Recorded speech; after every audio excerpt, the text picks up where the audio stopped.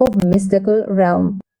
The story behind this donghua is so captivating that you'll fall in love. So be sure to watch the full donghua. Without further ado, let's begin the video. The story begins and we learn that on this day, a steroid fell on Earth all from causing a tsunami that wiped out major empires and killed millions. However, after a long time, everything has returned to normal and people have completely erased the tragedy from their minds. We then see a scene in Fen City. A horse-drawn carriage stops in front of a large mansion and Shitin, who appears to be in poor health, disembarks. Shitin is the Jin family's seventh son-in-law. We also see a strange scar on Shaitan's neck. Shitin's wife and daughter are waiting in a room for him to recover. But then the doctor comes and tells his wife that he couldn't save Shaitin. Hearing this, Shaitin's wife breaks down in tears.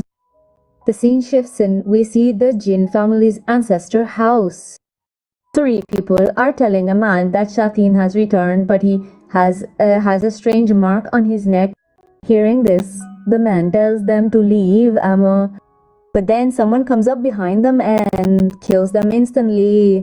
We then see the Jin family head who is questioning his seventh sister, asking how she could Jake an outsider. He's her husband's son, and if it weren't for Chitan, the Jin family wouldn't be such a respectable family.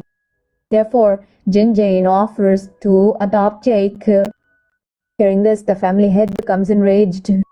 But then, the Jin family's fifth son enters brandishing a token and saying that their ancestors have ordered the child to be brought here and that they have already agreed to this, says Belul.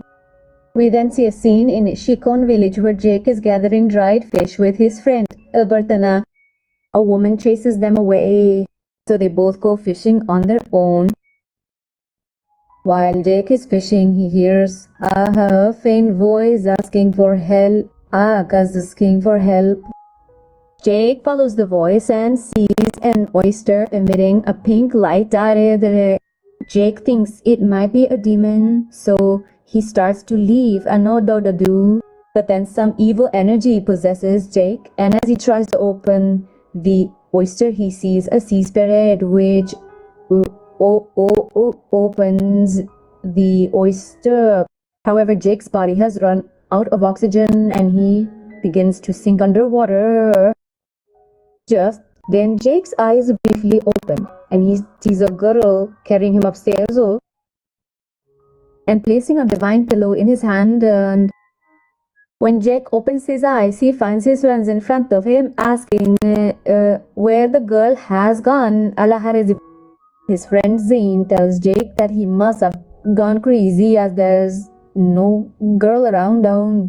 Then they notice Jake's backsapile and Zani says it could be sold for a very high price, but Jake says it's not for sale and starts walking home. When they arrive, their house is in a dilapidated state and Zain sees his father sitting in front of him. As soon as Zain touches him, he falls to the ground, bleeding profusely.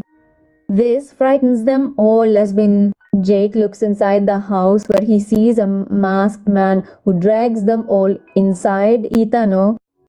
Jake sees a masked man holding a knife to Zane's helps her throat, and the three of them are terrified. The masked man then asks Zane's help, which of the three is that child. Zane's helps eyes shift to Jake, causing the masked man to understand everything and immediately kill Zayn. Seeing this, Zayn's sister breaks down in tears and Zayn can't bear to see it. He moves forward to kill the masked man, but the man kills Zayn as well. Jake, unable to believe what's happening, rushes to Zayn's sister's rescue. However, the masked man throws Jake away and places his sword over her head. Jake, weeping, begs him to let her go. But the masked man plunges the sword into Zain's head, killing her instantly. When the man pulls out his sword, blood stains Jake's face. Jake was completely devastated, having lost his friends and family in an instant. Enraged, he rushed to kill the man. But the masked man pierced Jake's body with his sword, causing him to fall, and the masked man set the house on fire and fled. We see that Jake was still alive, determined not to let the man live. Vati. Just then the defiant pile passes by. Jake's blood touches it, Yojana, activating its power. It releases its divine energy, which flows into Jake's body, healing all his injuries. A short while later, some people arrive, sent by Jin Zane to retrieve Jake Opakawada. They are shocked to see the place on fire. Then they see a hand holding the pile, and they all begin to pull it out, astonished that such a large fire had engulfed the child. How is the child still alive? We see Jake having a nightmare in which Janzan and his entire Phenomaloka are blaming him for their deaths. Jake awakens to find Yo-Uan sitting in front of him. Jake asks what place this is. Just then, Johan's help arrives, explaining that this is the same place where Jake's father used to live and that before his death, he had asked to always take care of Jake. That's why she's here today. And Jake can consider her his stepmother if he wants. But Jake asks Jin-san not to even mention the man's name. Just then, Jake starts experiencing chest pains. Seeing this, Jin-san tells Jake that he doesn't need to take on too much burden because his father was killed because of the Jin family. But Jake says he doesn't care about his father or the Jin family, Kobe family. He just needs to get out of here. Jin-san asks Jake if he can live his life in this condition. Jake has two choices. He must either forget his past and start a new life or live as a martial artist like his father. Jin-san explains that a martial artist's life begins with body refining. Jin explains to Jake all the realms of cultivation and tells him that his goal should be to reach the divine realm. Jen explains that Jake can only survive through martial arts as they can purify his body. Otherwise, one day a mark will appear on his body. Shortening his life. Jin offers Jake his full support in this endeavor. We then see a scene from 1 month later, where Jake visits the graves of his friend and his parents and tells them that he will avenge their deaths. We then see a scene from a few years later, where Jake is now on his way to becoming a martial artist and is currently at the 11th rank. Jake kills the wild boar with a single attack and begins to carry it on his shoulder. But then Jake's pile starts glowing and he thinks to himself that the pile glows whenever he is about to face a major danger, as if to warn him. Just then, Jake sees a temple ahead and quietly begins to walk towards it. Jake realizes that two men are travelers there, but they are quite old and tired. So Jake goes to them and starts cooking the boar he killed. The three of them start talking, and they also talk about the famous families there. Then the man named Zan asks Jake if he thinks Jake must be from a famous family in the Ore. But Jake flatly denies it, saying that he is just an ordinary person with a little martial arts knowledge. But then a monster breaks through the gate and arrives. Jake's pile begins to glow again, making him realize that he is the threat the pile was trying to convey. Seeing the monster, both father and father are terrified. Jake tells them to hide somewhere far away and attacks the zombie-like monster with his sword dirtied.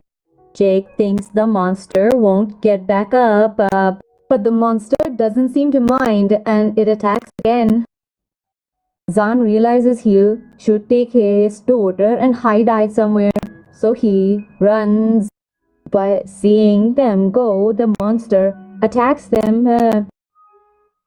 Jake kills it and stops it. Zan also tells his daughter to hide and attacks the monster, realizing that its weak point is its neck aim. Jake delivers a powerful attack that knocks the monster down. Both Jake quickly tells everyone to run, but the monster stands up and pierces Zan's stomach with his hand open. But even in his final moments, Jane holds the monster's hand tightly and begs Jake to slit its throat. Jake then slits the monster's throat with his sword. Jake quickly calls for a doctor, but Jane stops him, saying, "Isn't it a one good old lady?" Then Jane shows Jake up bucks and tells him it's his family's most precious treasure. He gives it to Jake in exchange for his promise to always protect his daughter. But Jake says he can't marry his daughter. Jane asks if she's that bad. Jake falls silent and begins to refuse. Jane then passes away, leaving this responsibility to Jake. Afterward, they perform a solemn funeral for Jane, and Jake tells Jane's daughter that he can't marry her, explaining that he's the adopted son of the Jane family's sixth daughter, and returns the treasure. But Jake promises to always protect her. But she refuses to take back the treasure, and Jake has to agree. Jake brings Jongshu to the Wei family mansion, as Jongshu is engaged to Wang, and Zan was also bringing Jongshu there. Wang is delighted to see Jongshu and asks where her father is. Jongshu then explains everything that happened. Hearing this, Wang feels deeply saddened and thanks Jake for saving Jongshu. Jake then leaves, but deep down, Wang is unhappy that Jake came to drop Jongshu off.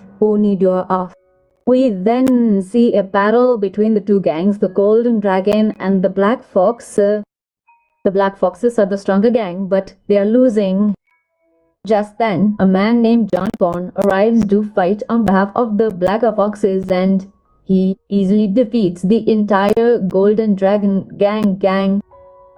We then see John Corn, the leader of the Black Fox gang, offering him some golden coins as a reward.